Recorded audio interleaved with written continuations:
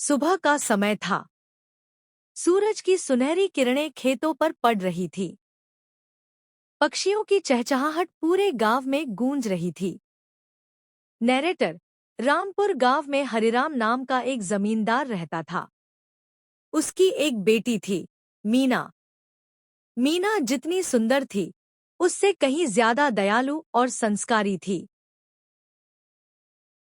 पिताजी, आपका नाश्ता तैयार है। आइए, खाना खा लीजिए। हरिराम, अरे बेटी, तुम सुबह सुबह फिर काम में लग गई।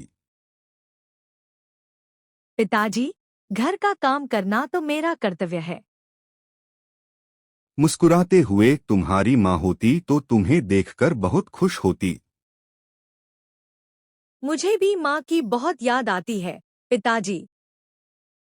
चिंता मत करो बेटी, मैं हमेशा तुम्हारे साथ हूँ। जी पिताजी। हरिराम अपनी नई पत्नी कमला और उसकी बेटी श्वेता को लेकर घर पहुंचता है। मीना दरवाजे पर खड़ी है। हरिराम, मीना बेटी, इधर आओ। आज मैं तुम्हें किसी खास से मिलवाना चाहता हूँ। जी पिताजी। मीना उनके पास आ जाती है। बेटी, ये कमला हैं। आज से ये तुम्हारी नई माँ हैं। आज से हम सब एक परिवार हैं। मुझे उम्मीद है कि तुम सब मिलजुल कर रहोगे। मीना खुश हो जाती है। उसे लगता है कि अब उसे माँ का प्यार मिलेगा। मीना, मैं आप सबके लिए चाय और नाश्ता लेकर आती हूँ। देखा कमला, मेरी बेटी कितनी संस्कारी है। हाँ जी, बहुत अच्छी है। कुछ दिनों बाद हरिराम व्यापार के सिलसिले में दूसरे शहर चला जाता है। अगले दिन दोपहर का समय था। मीना सुबह से घर का काम कर रही थी। थककर वह आंगन में बैठती है और पानी पीने लगती है। तभी कमला और श्वेता वहां आ जाती हैं। कमला गुस्से में, अरे वाह, बड़ी आराम फरमाया जा रहा है।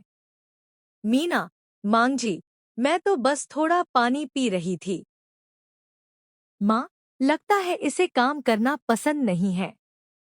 मीना, नहीं बहन, मैंने तो सुबह से सारे काम किए हैं।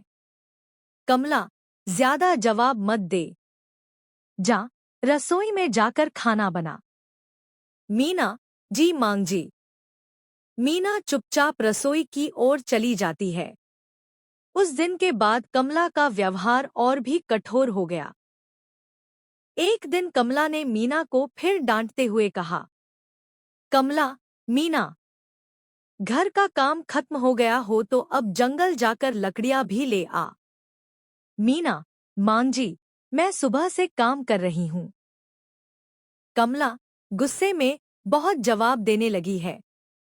जा, और तब तक मत लौटना जब तक अच्छी खासी लकड़ियां न ले आए। श्वेता हंसते हुए, हाँ, और जल्दी वापस मत आना। मीना चुपचाप मीना चुपचाप जंगल की ओर चल पड़ी। उसकी आंखों में आंसू थे। कुछ देर बाद वह एक बड़े पेड़ के नीचे बैठ गई। मीना रोते हुए, मैंने ऐसा क्या किया है कि मेरे साथ इतना बुरा व्यवहार होता है।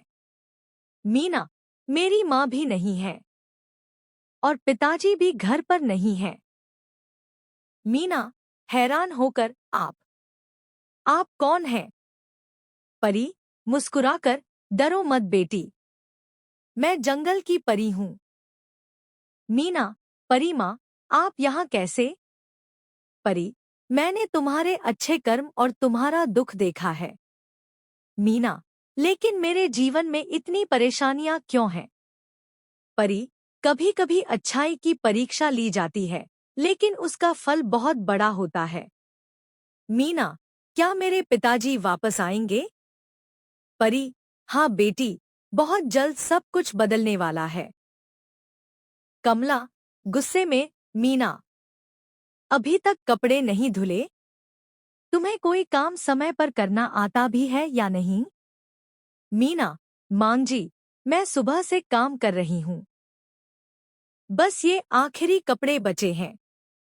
श्वेता, माँ, इससे बहस मत करो।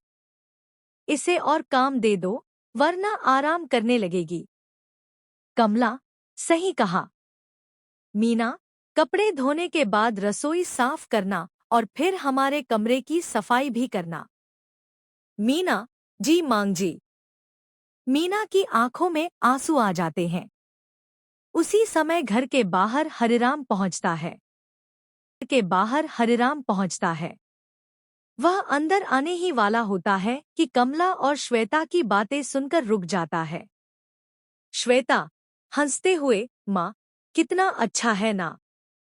घर का सारा काम यही करती है और हमें कुछ नहीं करना पड़ता।